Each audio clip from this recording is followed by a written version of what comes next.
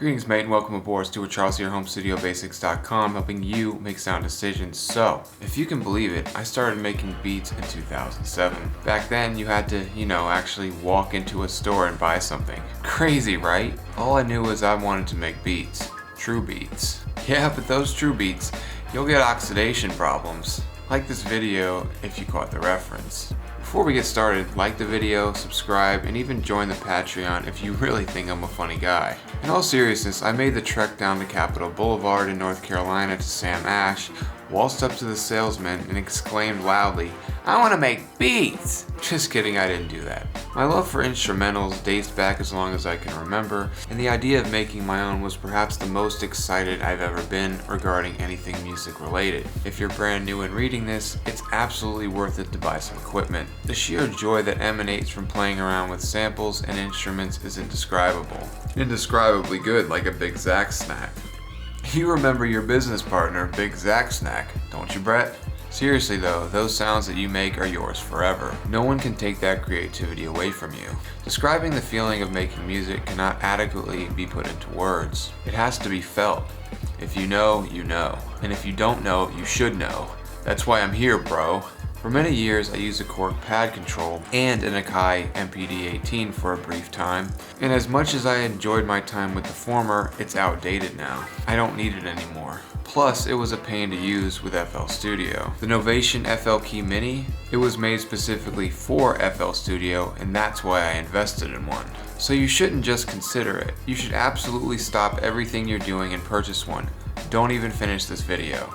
I'm sort of kidding, but let's dive into the FL Key Mini review and quell every doubt you may have that this is the best product on the market for producers working in FL Studio. By the end, you'll know if it's right for you, and if it's not, I'll eat my sock. Ready?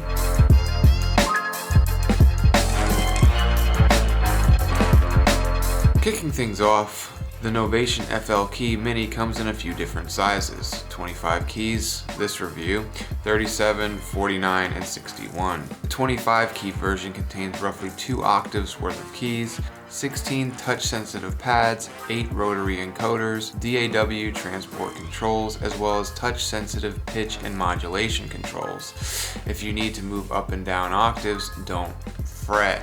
There are buttons for that. To be perfectly honest, the overall build of the 25 key version is adequate. It doesn't feel quite like something you'd find in the toy section of your local Walmart, but it's gravitating in that direction. Weighing in at only 1.52 pounds, it's light and feathery, but the good news is that it doesn't feel overly flimsy or cheap. Because it's always resting on my desk, I don't find this lack of robustness a huge problem.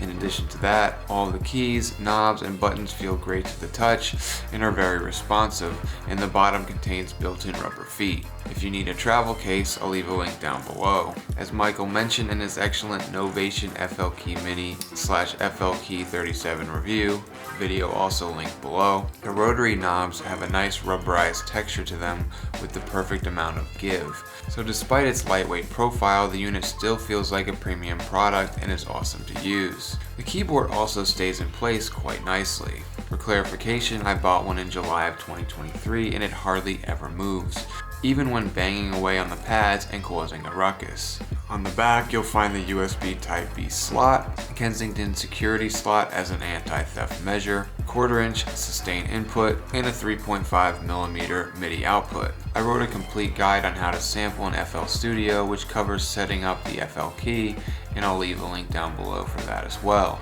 Just contact me if you ever need a hand, find something unclear, or get stuck. I'd be happy to help. On the left are your pitch / modulation controls, which are pretty amazing and something I loved on my old pad control.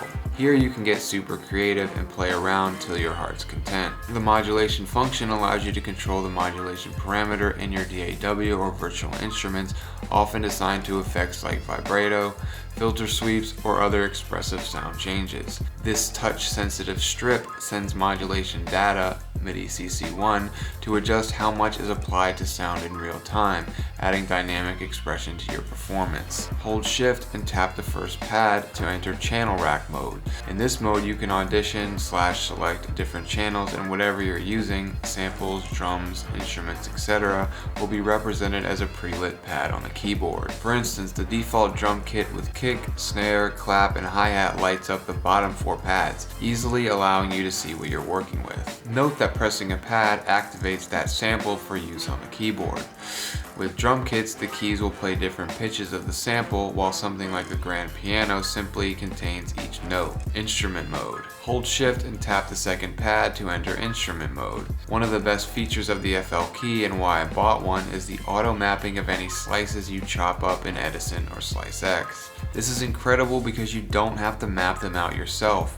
It's automatically done for you and can be found in this mode. You make a cut, and it lights up on the pad.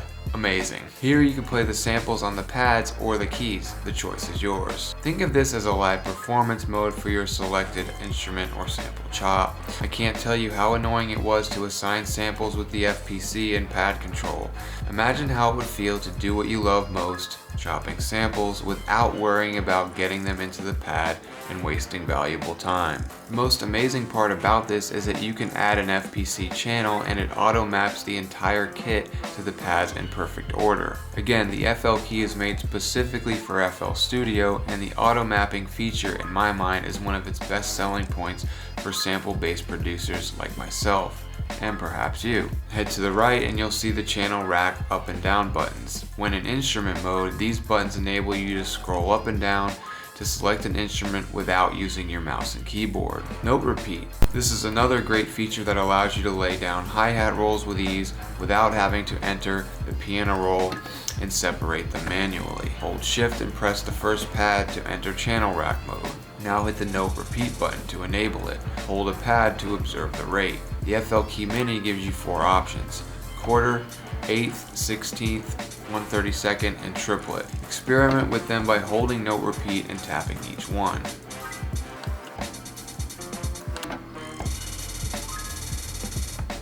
Hold Shift and tap the third pad to enter sequencer mode. Simply toggle up and down with the channel rack buttons and map out the sounds to the pads. Now you can sequence a beat the same way you would if you were in the channel rack using your mouse and keyboard. Simply toggle up and down with the channel rack buttons and map out the sounds with the pads. This took a bit of getting used to because I'm so accustomed to using my mouse, but it's a lot of fun and allows you to visualize everything a lot better as you feel more engaged and connected to the music. Tap a pad to add a sound. Tap again to remove it. Once tapped, it lights up, and tapping again dims it. This makes it super easy to see what you're doing, it's lightning fast, and I found that it sparks my creativity a lot more than pointing and clicking. You can hold down steps and adjust their per note parameters using the last 4 pads on the right. These control the behavior of the knobs on top. Press F9 to bring up your mixer.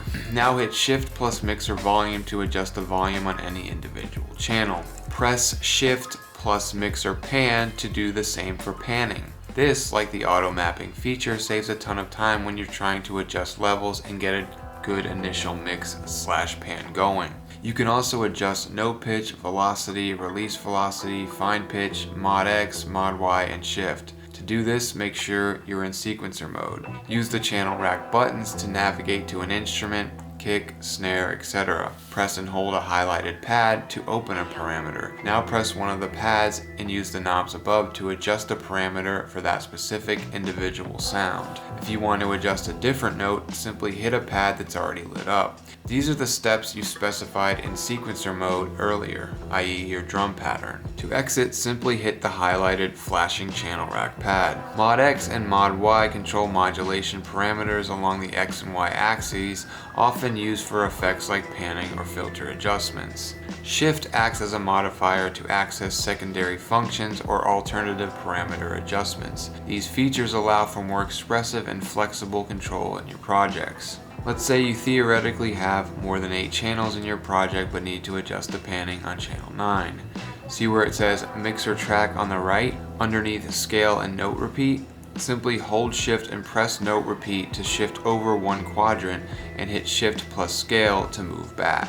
Scale mode.